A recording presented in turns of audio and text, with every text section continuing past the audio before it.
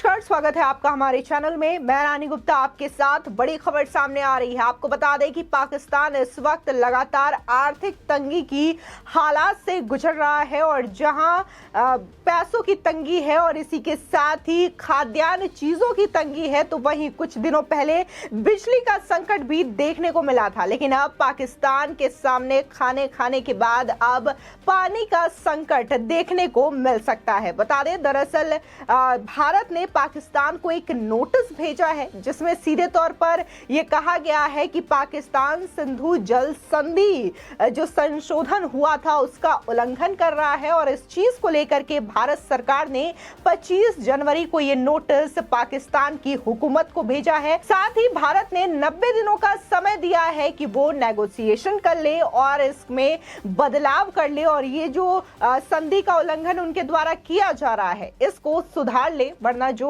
अभी तक उनकी जो आर्थिक स्थिति खराब है तो कल को ये जो स्थिति है वो पानी के लिए भी वो तरसते हुए दिखाई दे सकते हैं। बता दें, भारत ने सितंबर 1990 की सिंधु जल संधि में संशोधन के लिए पाकिस्तान को नोटिस जारी किया है। सूत्रों के मुताबिक भारत इस समझौते को लागू करने के लिए हमेशा से कमिटेड रहा है, लेकिन पाकिस्तान की मनमानियों की वजह से इस संधि पर असर पड़ रहा है और यही वजह है कि हम पाकिस्तान को नोटिस जारी करने पर मजबूर हुए हैं।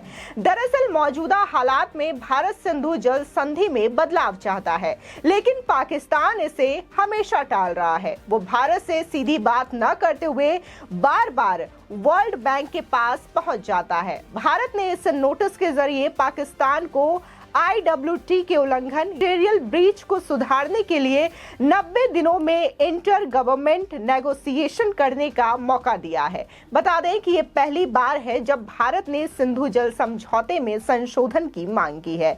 इसी के साथ ही न्यूज एजेंसी ANI की रिपोर्ट के मुताबिक पाकिस्तान के बार बार कहने पर वर्ल्ड बैंक ने हाल ही में neutral experts court of arbitration process की कार्रवाई शुरू की है, जबकि IWT के किसी भी प्रावधान के तहत ये दोनों कार्रवाई एक साथ नहीं हो सकती है। आपको बताते हैं कि आखिर भारत और पाकिस्तान के बीच ये जो सिंधु जल समझौता है वो क्या है। दरअसल पाकिस्तान ने भारत की किशन गंगा और रतले हाइड्रो इलेक्ट्रिक प्रोजेक्ट को लेकर के आपत्ति जताई थी और इसकी जांच के लिए पाकिस्तान ने 2015 में एक न्यूट्रल एक्सपर्ट की नियुक्ति की मांग की थी।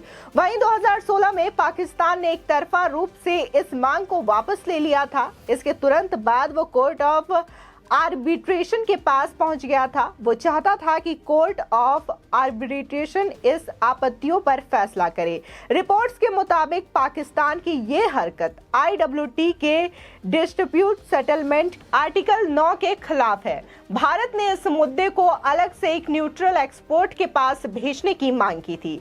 तब वर्ल्ड बैंक का कहना यह था कि एक ही मुद्दे पर समानांतर कार्रवाई कानूनी रूप से अस्थिर स्थिति पैदा कर सकती है, इसमें IWT खतरे में पड़ सकती है। लेकिन अब वर्ल्ड बैंक ने इस मुद्दे पर कार्रवाई करने का फैसला लिया है। बता दें कि भारत ने कई बार इस मुद्दे पर पाकिस्तान से बात करने की कोशिश की, लेकिन पाकिस्तान ने हर बार इससे बात करने को मना कर दिया। भारत ने यह मुद्दा 2017 से 2022 के बीच 5 बार परमानेंट इंडेक्स कमीशन में उठाया था, लेकिन इस मुद्दे को लेकर के कोई हल नहीं निकला। बता दें कि सिंधु जल संधि पानी के बंटवारे की वो व्यवस्था है जिस पर 19 सितंबर 1960 को तत्कालीन प्रधानमंत्री जवाहरलाल नेहरू और पाकिस्तान के राष्ट्रपति आयूब खान ने कराची में हस्ताक्षर किए थे। इसमें 6 नदियां ब्यास, रावी, संतुलज, सिंध, चिनाब और झेलम के पानी के वितरण और इस्तेमाल करने के अधिकार शामिल है। बता दें कि इस समझौते के लिए वर्ल्ड बैंक ने ही मध्यस्थता कराई थी भारत और पाकिस्तान के बीच। बता दें कि इन नदियों में कुल 16.8 करोड़ एकड़ फीट में भारत का हिस्सा 3.3 करोड़ एकड़ फीट है, जो कुल हिस्से का लगभग 20% है। वहीं पश्चिम की नदियां जिसमें सिंधु, जो कि इंडस नदी के नाम से भी जानी जाती है, चिनाब और झेलम का पानी पाकिस्तान को दिया गया।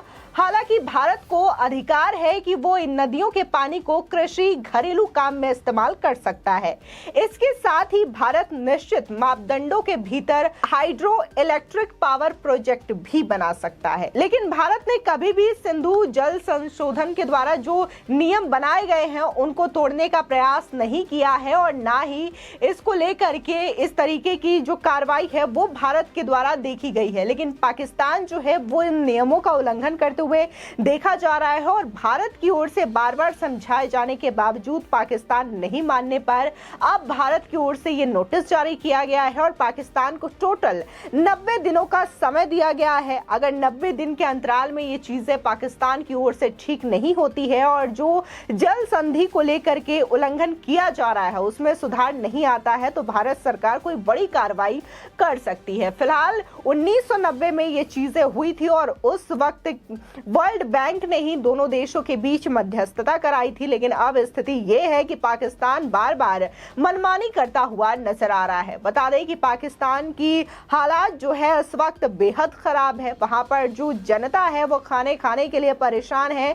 आटे के दाम हो या फिर अनाज के दाम हो लगातार आसमान छूते हुए नजर आ रहे हैं। पेट्रोल और डीजल की कीमतों में भी काफी ज्यादा इजाफा हो रहा है। इसी के साथ ही देखने को मिला था कि पाकिस्तान में आधे से ज्यादा जो शहर है उसमें बिजली का संकट भी मंडराता हुआ नजर आया है। इसके बावजूद पाकिस्तान जो है अपनी हरकतों से बाज नहीं आ रहा है और बार बार किसी न किसी तरीके से भारत को लेकर के ये चीजें करता हुआ दिखाई देता है, जिससे कि भारत और पाकिस्तान के जो रिश्ते हैं वो सुधरने की बजाय और उलझते हुए नजर आए। फिलहाल जिस तरीके से पाकिस्तान की आर्थिक तंगी मची हुई है तो इसको लेकर के तमाम देश जो है वो पाकिस्तान की मदद करते हुए भी दिखाई दे रहे हैं, जिनमें से चाइना जो कि हमेशा से ही पाकिस्तान की मदद करता हुआ आया है। इसी के साथ ही Saudi Arabia, America, Japan, Germany समेत कई देशों ने पाकिस्तान को आर्थिक सहायता मुहैया कराने की बात कही है और मुहैया करवा भी रहे हैं। लेकिन इसके बावजूद भी पाकिस्तान की जो आर्थिक तंगी वाली स्थिति है वो उभरने का नाम नहीं ले रही है। वहां के पीएम शहबाज शरीफ का कहना है कि हमारा देश